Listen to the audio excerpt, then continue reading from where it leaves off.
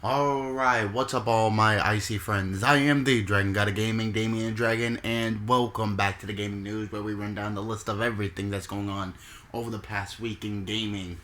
As you guys can tell right now, I am not in the best of moods, but I'm gonna carry on with what we have in store today. I'm not gonna go over what's going on with me, but just accept. Just accept it. Anyway. What we have in store today is some things from GTA, some things from Apple, and some things from our favorite topic, the Sony Playstation 4, or Sony Playstation 5 at the moment. I have PlayStation 4 on the brain, for obvious reasons. Anyway, first off, we go off to Apple. In latest gaming news, Apple could be making a $5,000 gaming PC. And nobody, and I mean nobody, knows exactly freaking why, and why that actually makes sense. Anyway, this is a quote from tomsguide.com under the same headline. It says, "Is Apple about to enter the gaming PC arena to take on the likes of Alienware and Razer? A new supply chain rumors seems to indicate so." According to Economic Daily, the Cupertino tech giant may be working on an esports PC that would cost as much as $5,000. The report claims that the PC could either be all-in-one desktop in the vein of the iMac or a large gaming laptop along the lines of a Razer Blade 17 Pro. Apple's rumored gaming PC could get unveiled as early as this June during Apple's annual Worldwide Developer Conference, WWDC, and may see a launch next year. A dedicated gaming PC would be a new territory for Apple, but the move wouldn't be an entirely surprising one. The iPhone made its biggest gaming push yet in 2019 with the launch of Apple Arcade, a $5 monthly subscription service that delivers more than 100 games that you can play on iOS, Mac, and Apple TV, with titles from the likes of Sega, Ubisoft, Warner Brothers, Capcom on the service. Apple already has a relationship with major AAA publishers in place. Apple's also no stranger to high-end desktop hardware, having just launched the new cheese grater Mac Pro that starts at $5,999 and can be configured to up to a bonkers $52,199. You choose to go all out with a 28-core CPU, a 1.5 terabyte of RAM, and dual Radeon Duo GPUs, and a 4 terabyte SSD. Good lord, that is a lot of hardware. The $5,000 doesn't really seem that bad. Some people have, shilled out for the system. And just so you guys can see what I was seeing, and boom. This is the laptop where I was looking at, and for some reason it has this. Oh god. That box just looks hefty. That thing looks hefty. Hefty. The gaming computer itself just seems pretty nice, very up to date. And this is all from the Apple Store, I believe. But seeing as fit that if something were to come out, a gaming, PC from Apple, it would cost that much. Because the iPhones are ridiculously high for some damn reason. They decide amongst itself that it has to be overpriced. I'm like, if I'm getting a PlayStation 5 for about $600, why is your gaming laptop $5,000? You see, there's an issue there. Anyway, for some reason they figured that this would be a good idea. But if they were to break into this space, that it would be a massive market for them, and they do some incredible work with the computers. Like, I am currently recording on a MacBook Pro, and for some reason they decide amongst themselves that the price just fits the bill and that they want to go into the gaming market all of a sudden. I guess that'll be sort of a thing that they should market, because they're really good at computers, they're really good at the hardware, they're really good at the software, but they just need to be able to, get the headspace in and, allow people to market that. It would be really good as long as its marketing is correct, how it's used correct, and all the like. So, hell. Anyway, on to our next topic, the Sony PlayStation 5. Now, we've talked about this a ton over the past couple months. The PlayStation 5's release, how far it is, how much it's gonna be, nobody knows, but we all know one damn thing, that very soon we're gonna get an unveiling. And I was hearing rumors that Sony has something big planned for the the latest game conventions. So at one of them, leading up into next November, December, there will be an unveiling. We all know that. We're just waiting for it, just to see the damn PlayStation 5. We want it. We crave it. We need it in our lives. So, anyway, but the thing is, we know what the hardware may look like. But what about its, accessories? Sort of like the controller.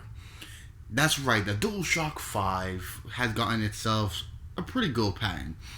On December 26th, Sony was approved for a patent on a new type of PlayStation controller. The patent is on the World Intellectual Property Organization, the WIPO database.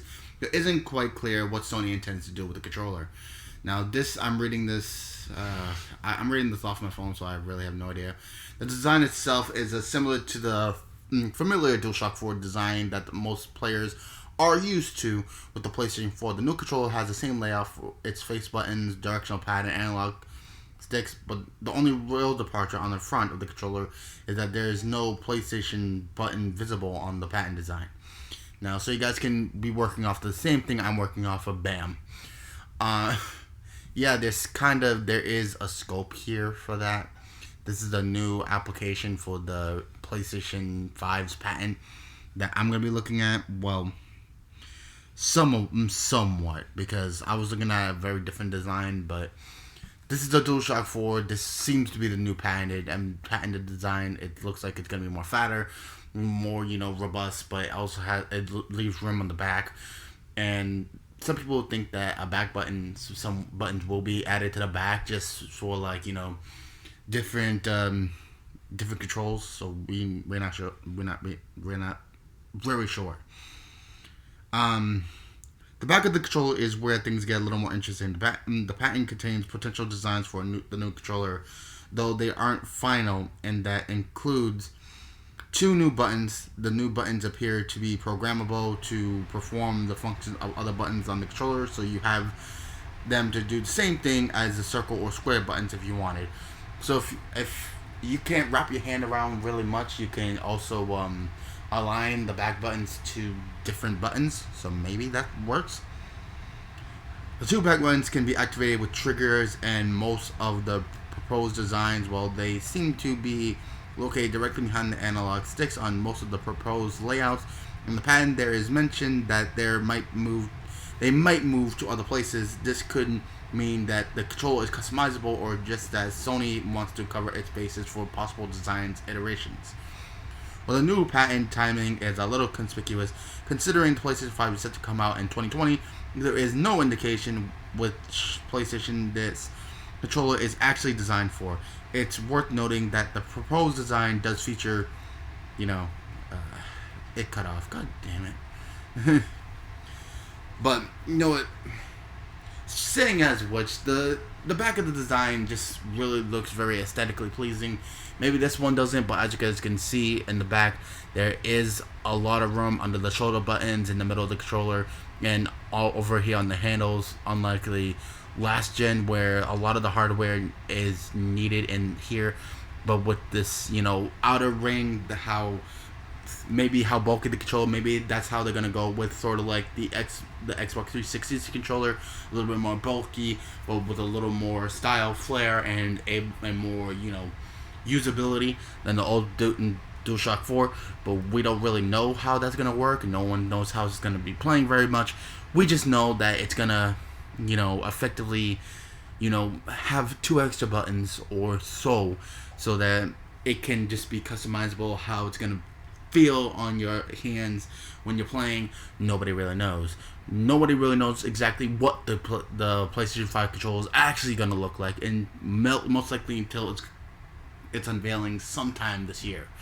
So we can only hope and we can only pray that it's going to look somewhat good. Anyway, next off, let's end off everything with GTA 6. Now, there's a lot of things that's going on. GTA 6 is kind of in a limbo state. No one knows where it's going to be going or how it's going to be feeling. But GTA 6 release date has just been updated. Shut up, phone. GTA 6's release date has just been updated for great PlayStation news, but Xbox fans probably won't be happy. GTA 6 release date news is headlined today with some big news for PlayStation fans that Xbox gamers won't want to hear. As 2019 comes to a close, Grand Theft Auto fans are still waiting to hear official word from Rockstar Games about GTA 6. It's been over 6 years since GTA 5 was first released, and people are still playing it. And fans are none of the wiser as to when GTA 6 will actually come out.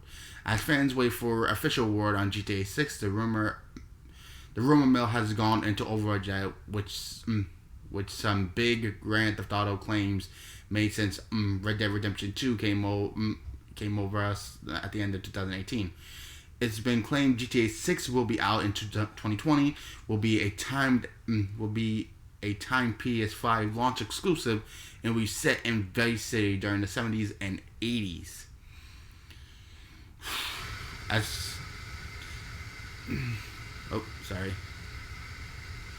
As fans wait for official word from Rockstar Games on GTA 6, an update has been delivered, one of the biggest Grand Theft Auto claims. The rumor that sparked a flurry of leaks have emerged this year was originally posted on Pastebin last year. An anonymous poster who said they have knowledge of Sony's PS5's plans claimed the PlayStation maker had paid huge money for timed GTA 6 exclusive rights. They added the deal would lead to GTA 6 being a launch exclusive for the PS5. What's particularly interesting about this rumor is the post also got other details about the PS5 correct before they were officially announced. It quickly revealed that the PS5 would be backwards compatible in both 8K visuals and ray tracing graphics before Sony officially announced this. So basically speaking, the guy is credible. He's gotten almost everything right for the PlayStation 5, and now he's claiming that GTA 6 is going to be a launch exclusive.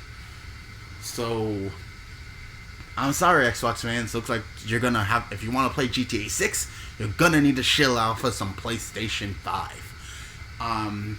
Again, I'm going to be getting that in somewhat between December of 2020 and January 2021. So, whenever the PlayStation 5 actually does release, I'm going to have my hands on it, and I'm going to have, so much fun. Anyway, so if you guys are waiting for GTA 6, you're going to need to get PS5 if the guy is as credible as he has been. So, people on Xbox is not going to be very happy. Not at all. Anyway, that's it for the gaming news today, ladies and gentlemen. I am sorry that I'm not as upbeat as I usually am. A lot of things have been going on. I'll probably be more happy tomorrow. So just give me time, and hope everyone's been enjoying Spider-Man. Hope everyone has been enjoying the series so far that I've been doing on my normal Wednesday slots that are going to be moved to Thursday very soon. So I'm not very sure exactly when. But anyway, let me know down in the comment section below what you guys think. Hope everyone has a wonderful day. And let me know down in the comment section below what is your plans for PlayStation 5. Are you guys going to be getting one? Are you guys going to be sticking to the Xbox Series X, which was the Project Scarlet for the Xbox? Let me know. I can't wait to hear it, and I can't wait to listen.